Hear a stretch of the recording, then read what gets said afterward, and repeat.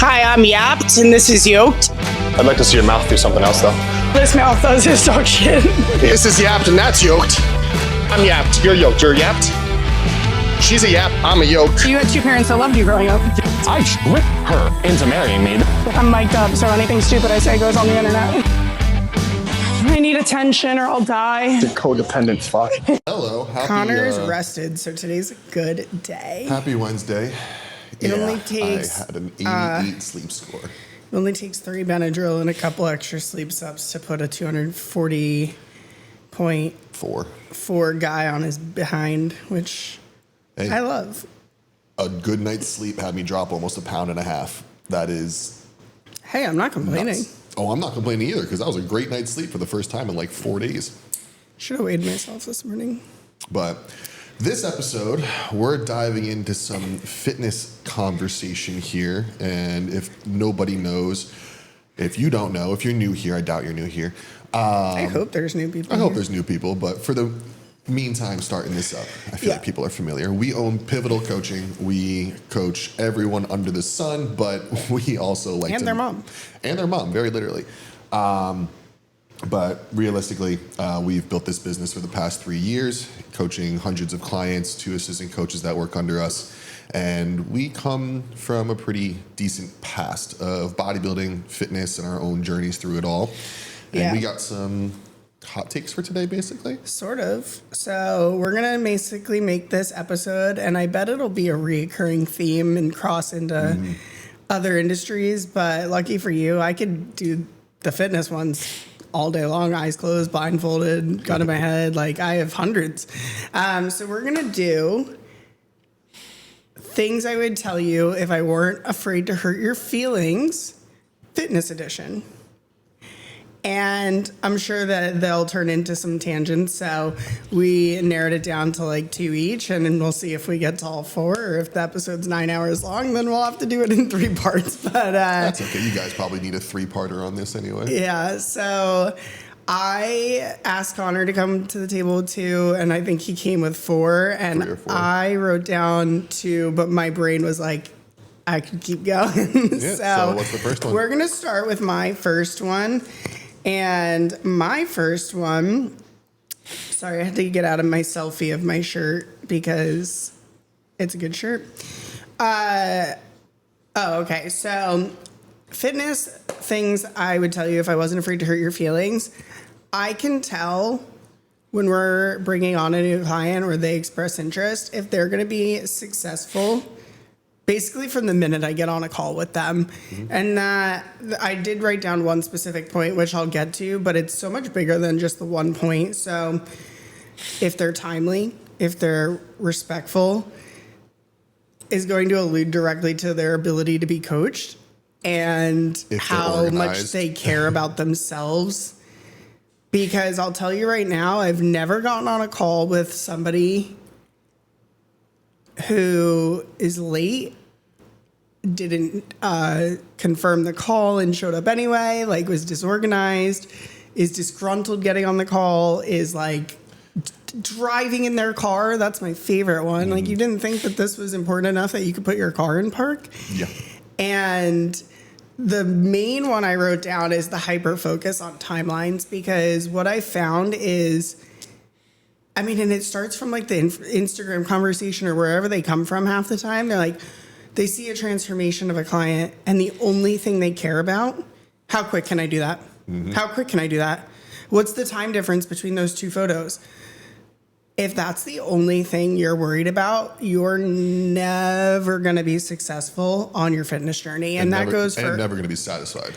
Or satisfied. And the biggest thing about fitness as a whole, when you zoom out, is you're probably never going to be satisfied, because you've heard this saying, like, what is it? It's like proud but never satisfied. Like, you're always going to be moving that needle a little bit further for like what you can achieve for a lot of people. Maybe not absolutely everyone, but I would say, like, we can use dozens of clients as an example. They're like, I know at 130 pounds, I feel amazing. I look my best. I want to be 130 pounds. You get them to 132 pounds and they're like, I want to get to 124 pounds.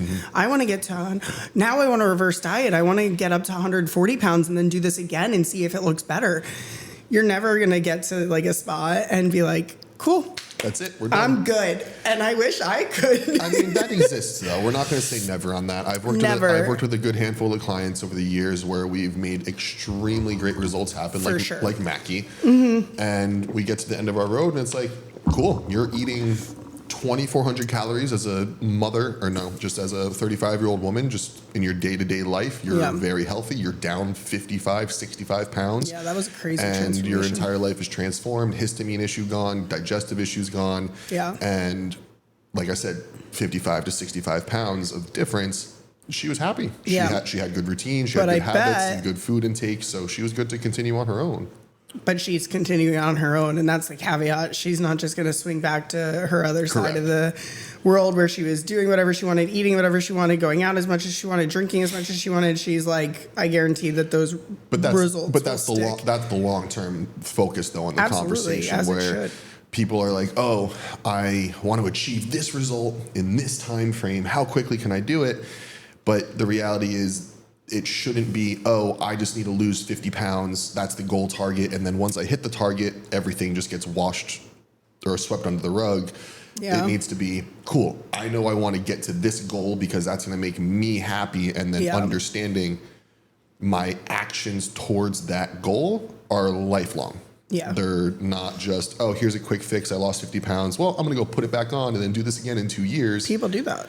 They fucking shouldn't. I know, but I've literally spoken with people that do that. I mean, one of Ashley's current clients, before she hired us, she's like, yeah, I gain and lose 30 pounds like every 3 months. Like I lose it, I gain it, I lose it, I gain it. And obviously, thankfully, she finally made the initiative to hire somebody and get there sustainably and keep it off and learn the sustainable way to keep it off. But I mean, that's why there's yo-yo dieters that break their metabolisms and end up in these terrible positions where they're like, I eat 800 calories now and it doesn't come off. It's like, that's why we have a business. Call I had with the client tonight, that's where she's coming from. She's like, yeah, I want to look a certain way, but the weight doesn't move. I'm only eating 900 calories a day, and that's pretty much all I ever do. And I'm like, that's not nearly enough food, especially if you've been doing that chronically. No wonder your body doesn't respond to you. And then we get to the bottom of it, and her 900 calorie day was started off with 100 grams of carbs in her breakfast and then like 2 snacks. And she had no idea because people just fly by the seat of their fucking pants and have no fucking care under the sun about what's actually going in their mouth, which now that you say that, I say that out loud, it's fucking baffling because it's your body. You know what I think is so interesting too is like, I'm curious to see how it evolves over the next couple of years with AI and access to information. But I still find it so fascinating that I can get on a call with somebody at this day and age and like keep age in mind. Like I'm not talking about like a 60-year-old that's stuck in their ways and they didn't have AI and computers growing up. I'm talking about like 20, 30, and even 40-year-olds that are like, I don't know how much I'm eating. I don't know what I'm eating. I couldn't tell you what I ate yesterday. I don't know. Is that a good food or a bad food? Like, there's still, as much as for us, I'm like, I want to shake them. I'm like, how do you not know? There's just still such a gap in. And I think that's just such a broader topic because that just goes to show how fucking broken America is. Oh, for sure. More than anything. Because you look at American conversation around nutrition and activity, nobody has any fucking clue what way is up. No. But you go over to Europe and they might not know but the food's things. Clean. No, we're not going to even say that. They might not know anything, but the food selections that their culture has just typically leans towards is always whole foods, healthy greens, lots of fruits, healthy fats, and proteins. Mediterranean diet. It's beautiful. Why the fuck do you think everyone in Europe is so much healthier than us? And then secondly on that diet? They're not as fucking lazy. They walk places, their cities are walkable and they're built to be such. Yeah. And it's not a shock that when you travel to Europe, you're like, oh, everyone's happier and healthier. And then you come back to America and people are like, well, the 32 pumps of sugar I had in my Dunkin' Donuts 32. Coffee this morning, I had no idea that was going to give me diabetes. And it's like, how can there be such a disparaging gap in even the most obvious things just from 3,000 miles away across the world? Yeah. But that's where we operate. And this is why I said we're going to tailspin, I'm sure. But coming back to like the timelines thing, it's just, I want you, when I get clients on a call, and I think you kind of say the same, bodybuilders aside, this doesn't apply to them whatsoever. I always tell them, this is probably bad for my business. I don't want you here. I want you to get to your goal. I want you to get out and make room for somebody else, because my goal as your coach is to educate you and develop this skill set, and not for you to exist in this world where I'm your crutch and you can't put something in your mouth without asking me. You can't figure it out on your own. And I'm a big believer in, like, if you message me and you're like, hey, like, what do I do? I'm giving you at least 5 minutes before I answer, because 9 times out of 10, that 5 minutes is enough for them to step back, look at the whole picture, and make an educated decision, because they know enough. They just don't trust themselves. And that trust is what's going to get them to maintain what we've done when they spread their wings and are free. But I'm like, blatant, this goal might take you 2 years, but after that 2 years, I bet your ass you're not going to need me again. Yeah. You shouldn't need somebody else. And I think that's what's really exciting about what we're building in the background, which we'll talk more about in later months. But I was telling Connor, I'm like, this is amazing access for the people in that scenario that are ready to like do their own thing, but they still want like support or accountability or an outline. They don't want to exist freely on their own, but they don't need that constant reassurance of like, you're doing great, you're doing great, you're doing great. It's going to allow them to be so successful and have that halfway point between full coaching and just needing a little bit of a push, you know? And so that's what I'm really excited about. But I guess on that, like, is there anything that you notice on sales calls, or especially in the DMs, like before we even get to that sales call, where you're like, and I know you have them, but I'm curious to see which ones you throw out, like, red flag, this is not going to be a good client, this is not going to be a good fit? And let me, before Connor answers that, we don't take everyone. No. We're actually like maybe picky to a fault these days, but we've learned, I don't want to say hard lessons, because business is business and there's always going to be a bad egg, but we've certainly brought people in and we're like, this is contaminating our life. It's making it really hard to like clock in. I can think of multiple instances where I'm like, oh shit, it's Tuesday, and Connor's Tuesday clients make him want to scream, which in turn makes me want to scream. So with that in mind, what qualities or conversation pieces do you like put your hands up and go, you know what? I'm probably not going to be the fit for you, or this probably isn't going to get you where you want to be? I don't like to cook. Is usually a really fast one to identify someone who's not going to do well just with us or with anyone, for a matter of fact. Yeah. Realistically, it's just a tonality and it's a tonality and a personality piece that's more than anything. It's not like I can say these people say specific things that indicate they're going to be a bad client and not see results. It's more, what's the attitude that they come to the table with? Yeah. And one thing, a story I go back on a lot, and I'll say this again later in the episode, I'm sure. When I was 19, I came home from college that summer. I didn't have a job. I was like, I don't want to work at the fucking cafe again. Like, I don't want to do that for the entire summer. And I didn't have a job for like 2 weeks, and I was just dicking around at home and doing whatever I could. But in that time frame, my brother was just about to finish up his junior year of high school, and my mom was on his ass. Hey, Ben, you have a job? Hey, Ben, you have a job for the summer? Hey, Ben, you lining this up for the summer? Like, you have to have something for yourself for the summer. And these 2 weeks go by, and my mom's nagging him, and I'm like, hey, Fran, like, you haven't said anything to me. Like, I don't have a job at all. Like, you don't, just like, you don't want to say anything. Like, you don't need to say anything, but I just noticed, like, you haven't said anything to me. She goes, you'll figure it out. Yeah. And I was like, what do you mean? She goes, you always figure it out. I'm not worried about you. And then that next week, I made $1,200 just by putting together a few miscellaneous jobs and doing things for friends, neighbors, and whoever had work. Yeah. That's the attitude you need to come with. Yeah. Because it's not, this isn't rocket science. This isn't anything. Let me rephrase. Literally anybody can do this. Yeah. Very literally. And when I say this, I mean fitness. If you have a goal for your health and your wellness, your physique, anybody can do this. There are professional wheelchair bodybuilders. If people can get shredded and jacked without 2 of their limbs and the complete inability to walk, Yeah.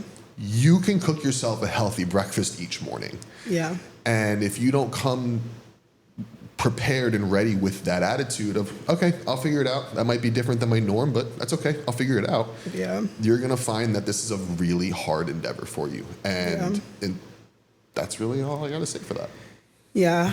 Yeah. I think too, your coffee looks good on your mouse pad. That's nice there. It's okay. As long as it's not on my phone. I think another one that stands out to me is when people come. So when you're hiring a coach, whether it be you're coming from another coach or you failed on your own consistently and you're finally at that breaking point where something has to give to get you over that next hurdle, I think as both a fitness professional, the salesperson on the call, and then somebody obviously who could potentially be taking this client, there's nothing more agitating than them coming with a laundry list of like, well, this doesn't work for me and I'm not going to do this. And this, I don't do cardio and I won't do this. And I can't eat carbs because carbs didn't work on my last diet. It's like, you're coming to me as a professional saying like, hands up, I don't know what the hell is going on, but I need a solution. But then you're coming here with all of these stipulations of what you will and will not do. Yeah, you've basically handcuffed yourself. To clear it up, like, I'm not going to be like, I don't give a fuck that you bloat when you eat oats. You're getting oats. Like, that's not what I'm saying. But coming to it with an open mind, and great, if you get to the end of the call and you're like, this isn't a good fit, awesome. But if I outline what our approach is going to be or I can't even get to that point because you won't allow me to, because you're like, well, that's not going to work, and this thing and that. It's like, we're not going to work. Not only are we not going to work, but as a team, we're not going to take your application and even offer you a pitch at that point. By that point, I just typically send them a resource and send them on their way, or I give them a contact. Funny enough, I don't really get those calls that much. You take Not anymore. Not anymore, but I will say, like, we get on the lifestyle or the autoimmune gut side of things. A lot of times they're like, well, I'll do this, but I won't do an elimination diet. It's like, okay, well, I mean, at some point we're going to eliminate some foods to fix your gut. Like, it doesn't mean we have to go full throttle into keto or carnivore or anything like that, but dieting in and of itself is food elimination. We're not going to be shoving down some Pop-Tarts while you're on a GI issue and be like, yeah. I'll shove down some Pop-Tarts. I mean, of course you will. I like Pop-Tarts. Fun fact, I've never eaten a Pop-Tart. Should move on to part 2. I was just going to say, let's do one of yours for 20 minutes. It's I know. We just went on a few tangents. So here, I'm going to give you my phone. You can pick which one of yours you want to do. Just don't go in my text messages. That's where my boyfriends live. Oh, yeah. All of your boyfriends. All right. Connor's so not bothered by that because I couldn't flirt if I tried. So she couldn't flirt if she tried. She hates everybody else who's a male 99.9% of the time. And I love when people throw back but what about your dad? It's like, babe, who do you think started this? And then my favorite is that, what the fuck was I going to say? Oh, you're too fucking bothered by people saying stupid shit. Somebody would text you and say some ridiculous out-of-pocket shit, and you'd be like, okay, block. Why do you think I never lasted a minute on a dating app? Yeah. I have a new phone. Okay, let's stay on topic. So I was going to tell them about my no cemetery. Another episode. A different episode. Yeah, that's a good one. All right, so what my point was that I was going to make that, what's the title of it again? I want to make sure I say it right. Things I would tell you if I wasn't afraid to hurt your feelings. Things I would tell you if I wasn't afraid to hurt your feelings. Honestly, I'm usually not afraid to hurt your feelings whatsoever, so. True, especially mine. Let me just make sure the camera saw that too. Fuck you. Now, what I want to say that I hope hurts your feelings is that your search for, sorry, let me rephrase. Your constant worry about fatigue management, optimization, and quote unquote, how to do something the correct way is what's entirely limiting your progress and frankly, making you a pussy. That goes for both males and females. You grew up more than likely playing sports. If you're coming to us and you want to level up your physique, you want to be a bodybuilder, more than likely you played a sport in your past.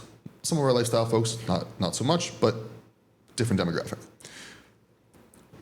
Do you recall how much fucking running you had to do in practice when you were in high school for a sport? So much. God, if you played high-level varsity sports in high school, like some of your teammates are going D2, D1, like high level, or you actually played in college, the demand that these athletics put on your fucking body is extreme. Yeah. 5 a.m. lift, 12 p.m. conditioning, 5 p.m. practice. That's one day.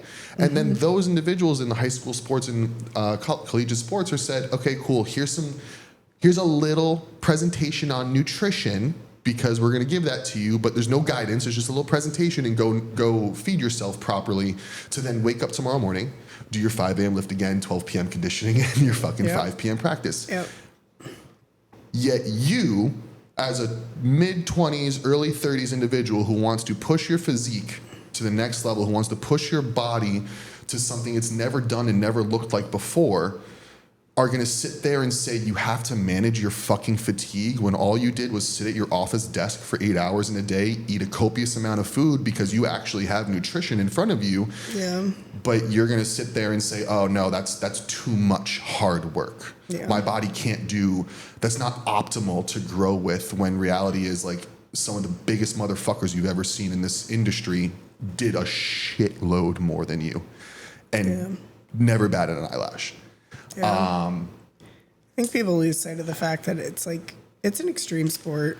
Yeah. There's like, when you're like I'll use some examples here for sure, and my own and others, but there's a bikini Facebook group or whatever. It's like fit model, whatever.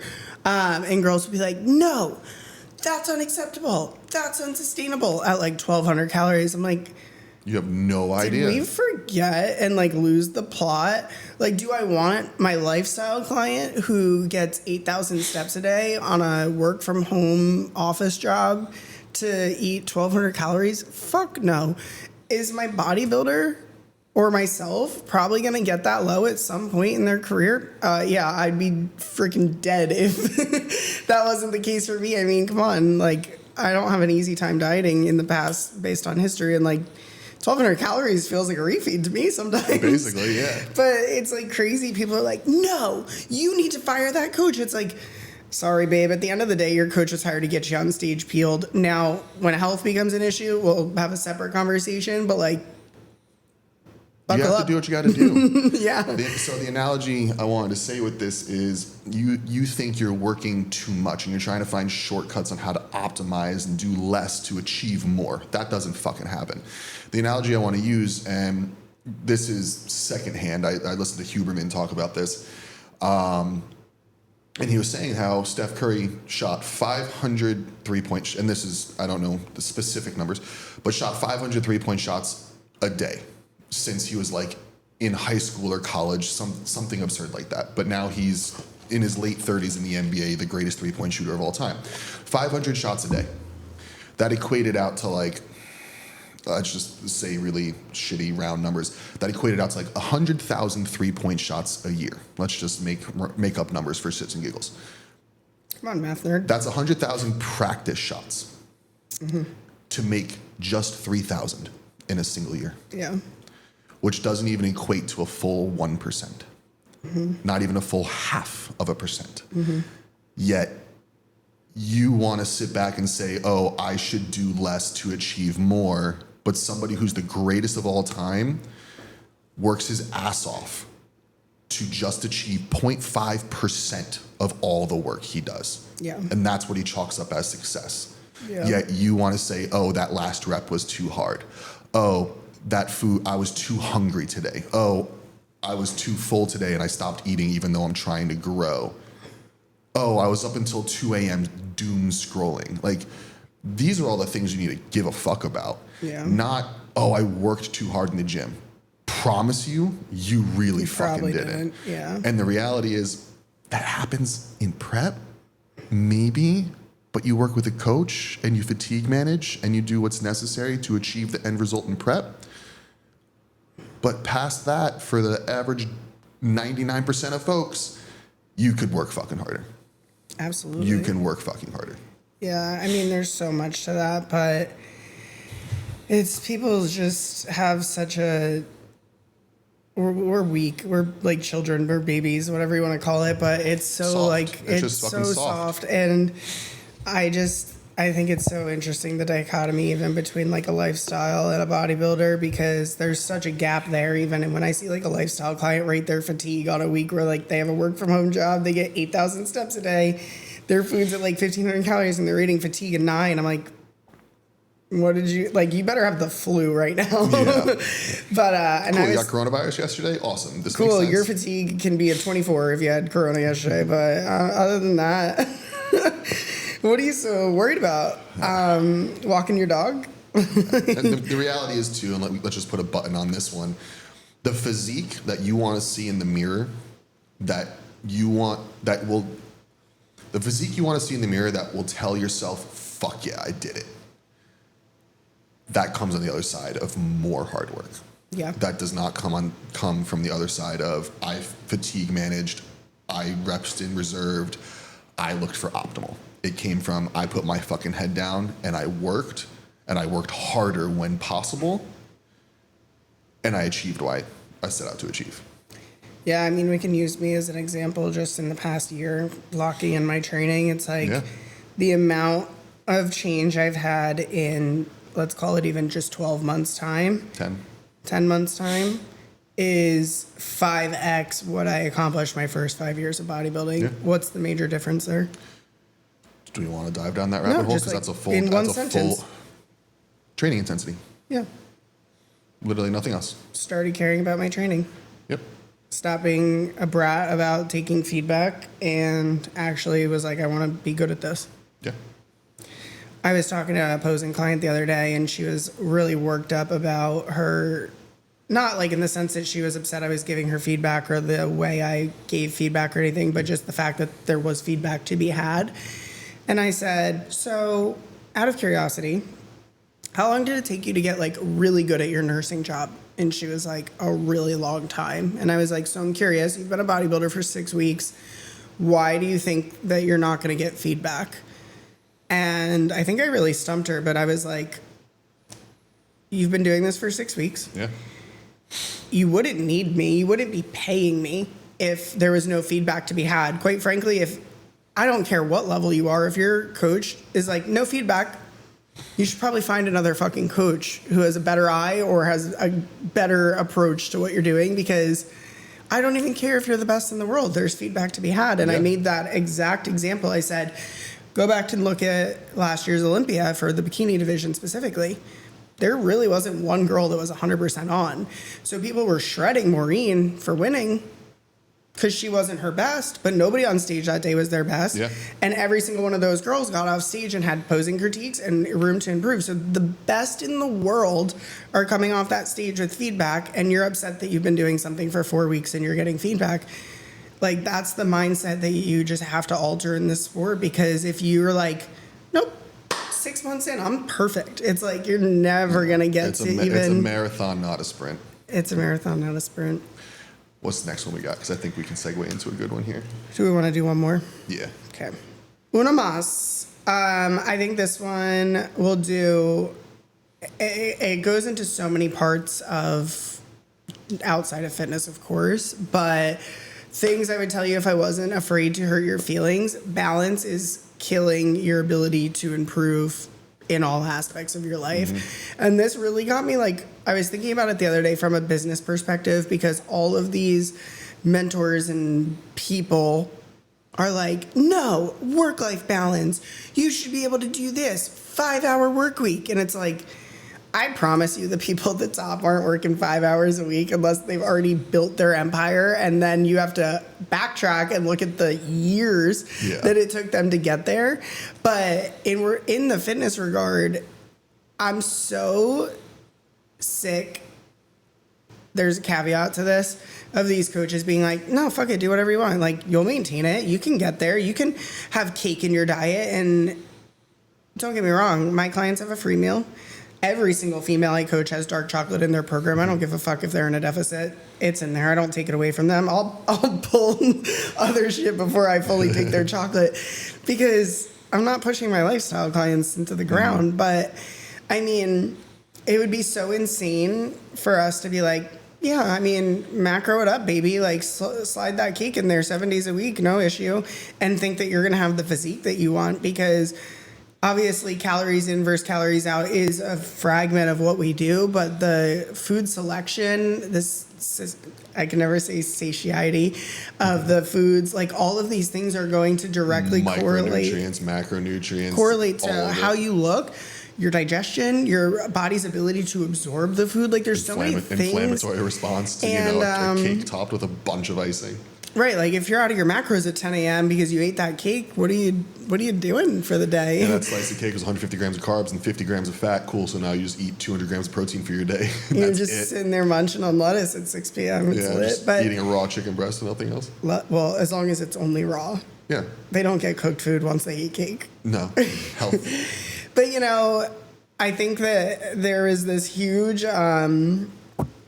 whatever you want to call it, with these mentorships a couple years ago that are like, I help women in their 30s lose fat without cutting out wine. And it's like, I want to look at your client results because I'll tell you what, those clients probably aren't where they could be for sure. But it's just such an insane approach. And sometimes I look at what I'm programming for a client because they're like, oh, I'm going on this. Not like, oh, I'm going on a cruise and I'm off the grid vacation. It's like, oh, I'm traveling to see family in California for 10 days. And it's like, cool, they have a kitchen, right? Like, I'm not going to give you 10 days of free meals when you've paid me for 26 weeks or 12 weeks or whatever it is and be like, yeah, fuck it. That 10 days doesn't matter. Problem. Because the reality is you haven't yet earned that. You haven't earned a 10-day trip. I don't trust you yet to eat intuitively on a 10-day trip and make good decisions. And let's also make sure we define the word earned because we're not looking at food and yes, thank you. Food and freedom and vacation and all of that in terms of it being something you need to earn because we're being restrictive and now it's an eating disorder. But in the sense of I set out to achieve a goal, I'm going to work in the direction of that goal. And the decision to go on a vacation and eat like an ass for 10 days walks me in the opposite direction of that goal. Yeah. So it's not that you earned the food, it's that you're basically just doing yourself a disservice and disrespecting your goal orientation. And then when you get to that end goal, or as you work towards it, you quote unquote develop the ability to have more flexibility. Yeah. And it's not that you earned it, it's that you developed the skill set, the healthy habits, and made some progress already that allows you to fit that into your week or have that bit of flexibility that's not going to negatively affect your goals and then also works smoothly into continued forward movement. And that kind of ties back to like my initial point about like the likelihood of success from these initial conversations. But I mean, you get these clients and they're like, oh, so when do I get a cheat meal on their first week of programming? I'm like, your entire life's been a cheat meal. Like, go eat a freaking vegetable for a week and we'll talk about it. Well, be careful because if they eat a carrot, it's too fatty. Too many fats and carrots. Yeah, well, let's go. We'll go into another episode of coaching nightmares that I've listened to over the years. I think that'd be like wildly fun. But yeah, all of that to say, the need for balance is just, it's killing your ability to get to where you want to be because you're so focused on like when you can squeeze in a girls' night or a date night or a whatever and sleep in or skip steps or whatever, because all of these gurus have told you like balance is key. And don't get me wrong, balance is key. Long term. That's why bodybuilders will take like an off season and like not fully be locked into protocols daily after years and years of competing or whatever like niche of the industry you want to look at. I'm sure it applies to like CrossFitters and Yeah. strongmen and any of those. But I mean, look at it this way too. Like, let's just put it into perspective of something different. Med school, law degree. What's that? 8 to 12 years for both of them. yeah, it's crazy. Hundreds and hundreds of thousands of dollars. Years spent not sleeping, studying, working their ass off to Yeah. achieve that goal. Is anyone going to sit here and argue that those people had balance during their 8 to 12 years? Fuck no, they didn't. Can you imagine, like, a med school student in their residency being like, yeah, no, I need more balance. Yeah, med school student be like, oh yeah, it's 11 a.m. I'm gonna go sit for my morning coffee at the coffee shop. Yeah, sorry, the gurus on the internet told me that I need sustainability, and that's gonna have to take precedence right Yeah, now. sorry, that patient has to bleed out because I need balance. Yeah, like suck it. I'm sorry, but get fucked. Your delusion of balance being something that belongs in your life when you're trying to achieve something bigger, better, greater than yourself, or even just something you've never achieved before. Yeah. It doesn't fucking work in there. And I think a good way to put a pin on this too is like you choose your hard. And either you're going to choose to grow through doing hard shit, which I support 10 out of 10 times, or you're going to choose the hard of being sad, miserable, and disappointed in yourself because you did nothing of what you wanted. Yeah, one of my favorite quotes is like, whatever it is takes time, but like good news is time's gonna pass anyway. It's like, okay, so you can choose to spend your time staring at the person that's achieved the goal and being bitter and salty and like FOMO'd out of it. And that time's gonna pass while you sit on your couch or do whatever it is, making not enough money or not posting on social media or whatever it is that you aspire for. Or you can get up and pass that same time that's gonna pass anyway and Do something productive, Do positive, something and productive. beneficial for your damn self. I like it. I dig it. I think that was a good one. If you have a like focus, like we could do this on relationships, we could do it on so many other parts of the world, nutrition's focused, or even more just fitness. even more hot takes on fitness in this direction and what you guys want to hear us talk on. Because we've been doing this for a decade. Between the two of us, it's been 15 years total. In this industry, bodybuilding, having fitness be a very, very, very large part of our life in many ways. Yeah. We have a good perspective on a lot. We've been through a lot together in terms of that side of our life. So if you want to hear more hot takes, if you want to hear our perspectives on things, or if you want to hear us just tear your feelings apart with some shit you probably need to hear, Let's do it. drop a comment, like, subscribe, and Shoot it to us on Instagram, like wherever a you wrap. feel most comfortable or wherever you spend your time on social media. Our DMs are open. But that's a on wrap, that folks. note, subscribe, comment, like, DM, share, On to the next one. touch grass. Touch.